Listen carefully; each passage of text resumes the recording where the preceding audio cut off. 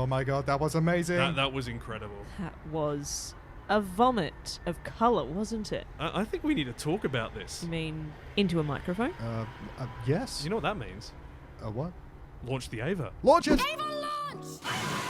Tetsuo! Kaneda! Onii-chan? It's over 9,000! Nani? Configure the language logic interface for Japanese. Kawaii-Fi. Kawaii-Fi.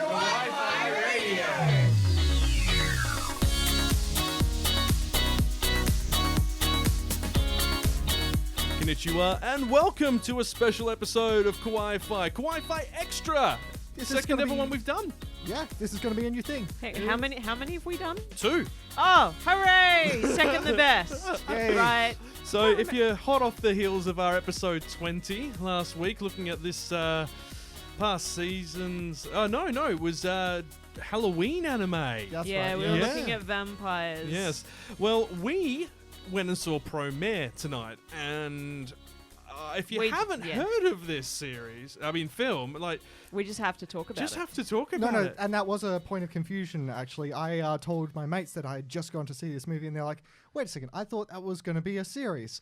And, you know, it kind of was. I feel It's like... an entire series in 2 hours. I feel like I've had an entire 2-season series poured into my eyeballs with pressure hoses. It hurts, but I kind of like it. So Promare is Studio Trigger's latest outing. It's their first big one we've seen at the cinema in quite a while. And my lordy, this came out in Japan in May this year.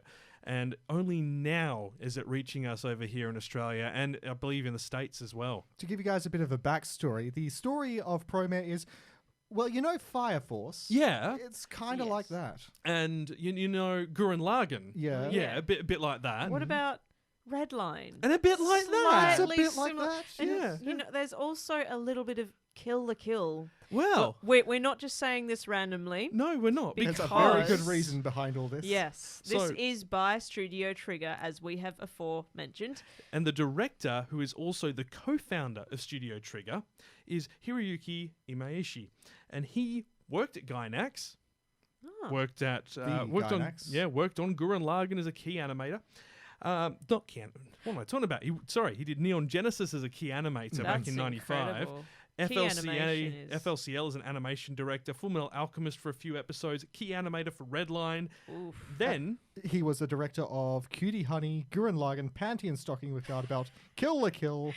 and then many other. I have to watch Panty and Stocking with Garter Belt just to say I've watched it.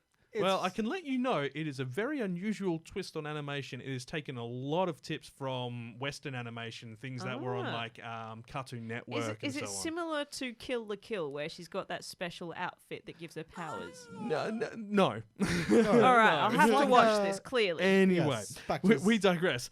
Promare is phenomenal. It Yes. is an assault on your senses. It's a vomit of colour. It really is. And then, you know, there's also the soundtrack as well,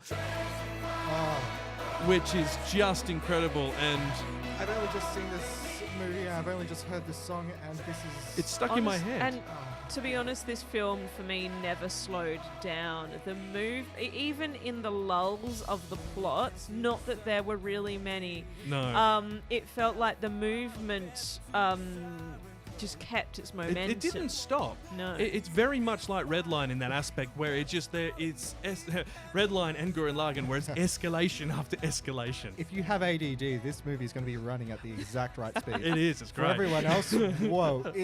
I'm a gamer. I play a lot of like FPSs and stuff like that.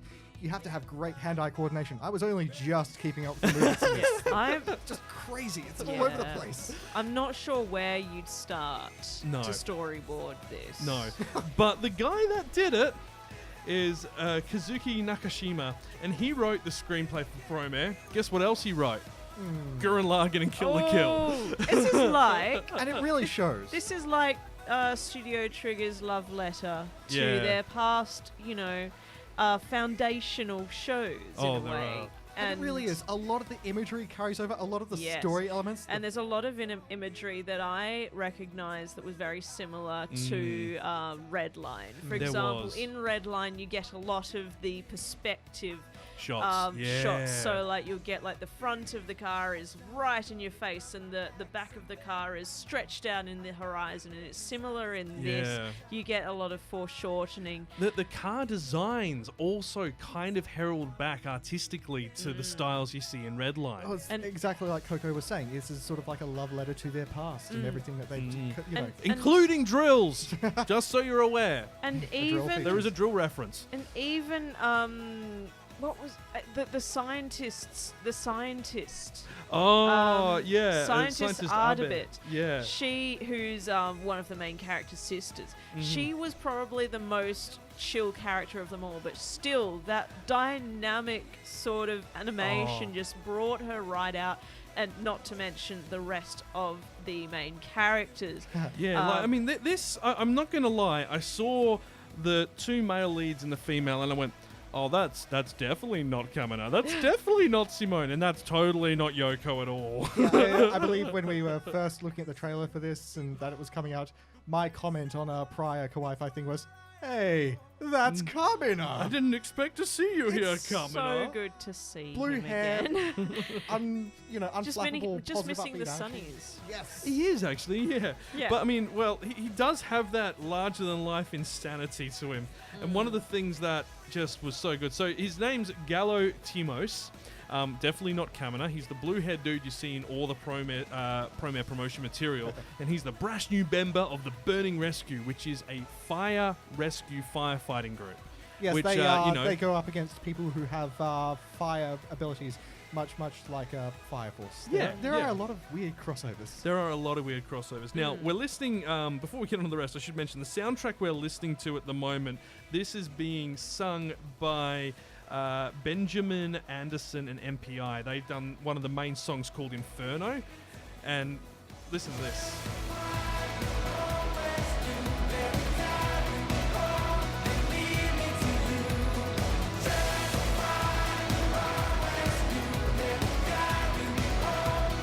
It certainly keeps that movement It's up. just an anthem, isn't it? It's That- just got that really yeah. hopeful vibe to it. Oh, it's Anthemic, beautiful. excellent beat, wonderful. Now, going to the other characters, you've got Leo Fotia, and I got to be honest, I love Leo's character design. He starts off as kind of a villain. Yeah, character. so he's the leader of the Mad Burnish. The Burnish are the people who control fire.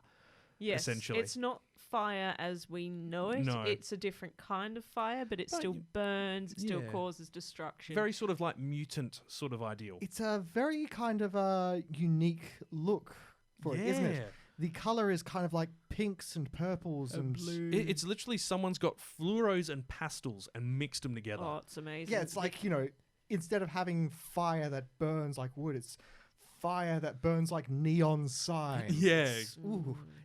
Like there are some moments in that just immediately herald back to the 80s.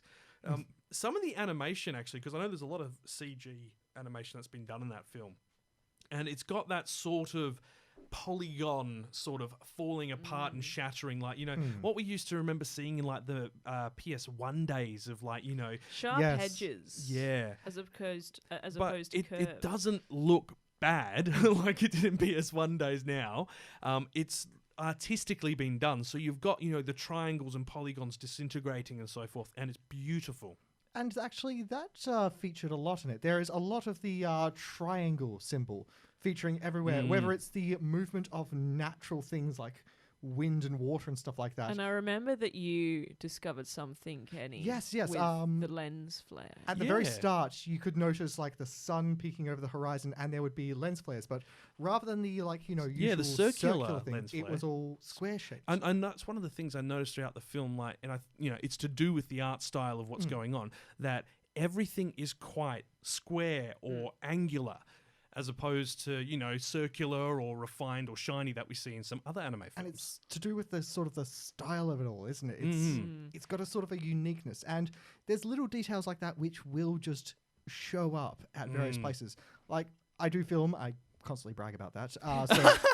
So I'm bragging about my student debt. Bragging rights. I'm sort of forced to pick up on little details like that, continuity and stuff. I can never watch the series MASH ever again. Yeah. But yeah, you will see these little details. Maybe it will take one viewing, maybe it'll take multiple viewing.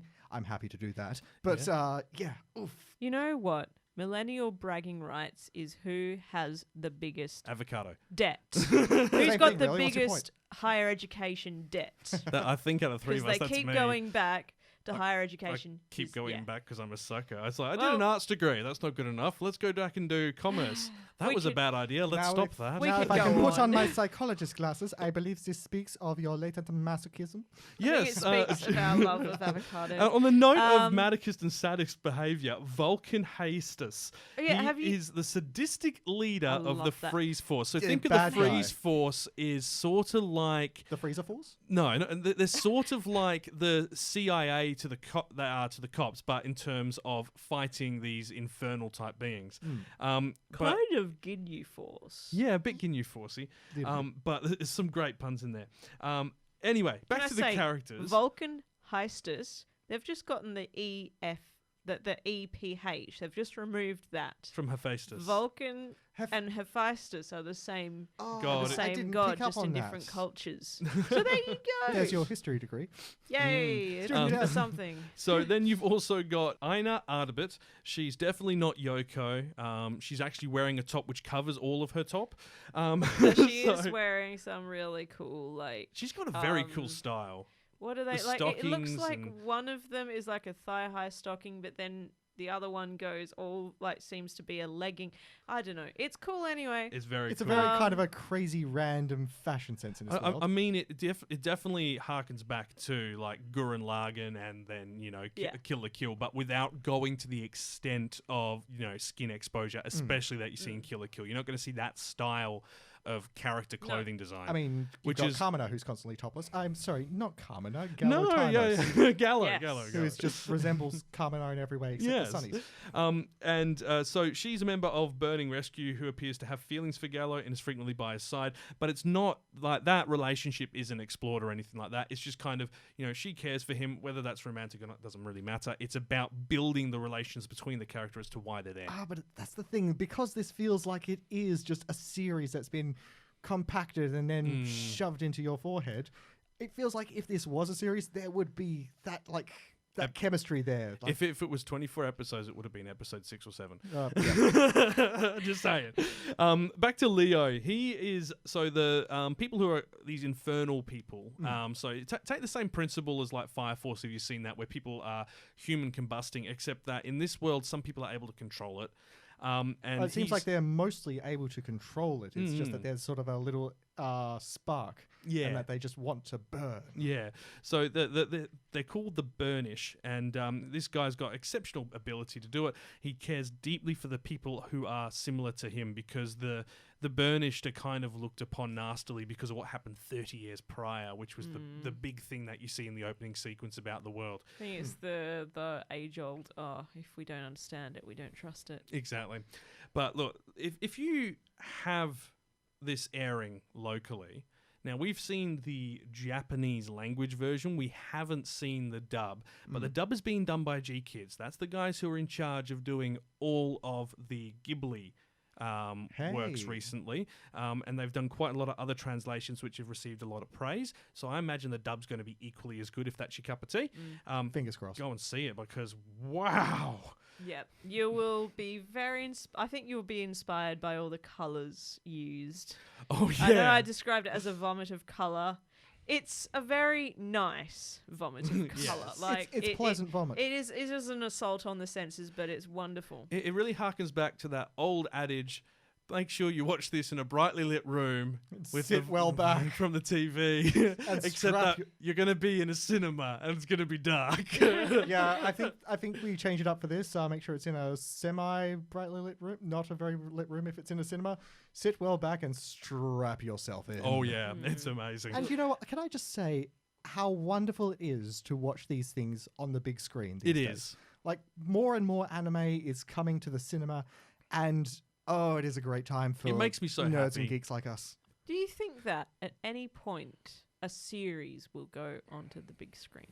I'd love to see that. I mean, it's a bit hard to do that for any TV show. There are exceptions, like short-run shows like Black Books, for instance, where it's 6 episodes, like the UK shows. They do occasionally do showings of them. And we did see a couple of years back the Doctor Who special event ending up on the big screen as well. But I think you'd be hard-pressed to find somewhere that would show an entire season to binge watch. I mean, we are the Netflix generation where binge watching is becoming the norm. But can you imagine saying to a cinema, we're going to rent this one thing out for 12 hours and you pay getting one ticket for it? One never knows. Probably not going to happen. Just imagine the toilet queues. Or if you've got a small cinema like we've got Backlot here in Perth, you can actually rent that out yourself. So there are opportunities to do it if you've got the disposable money and can sell tickets to it. But Get a group together. yeah, Have a party. going back to Promare, the soundtrack has been done by Hiroyuki Sawano. You might recognize that name if you've watched Attack on Titan, Seraph of the End, Blue Exorcist, Aldnoah Zero, Cabaneri of the Iron Fortress, Seven Deadly Sins. Well, if you've taken, a closer look at the credits. Yeah, of course. He's done all their opening and closing themes, composition, and the music within it. Oh, While obviously there are other musicians who will play those parts, he composes a lot of that music or has some form of contribution to make it conform to the style they're looking for. And as we were saying before, what a driving beat, what an anthemic sound. And I think we've got it. We can play some. Well, we've actually got, this is dubbed as Leo's theme. It's by Superfly, who are, I think it's by Superfly. I'm not sure, because isn't Superfly an English band? No, I think you're thinking of Supergrass. I'm thinking, yeah, I am. Ah. Either way, this is called Kakusai, and that was done for, this show. And listen to this.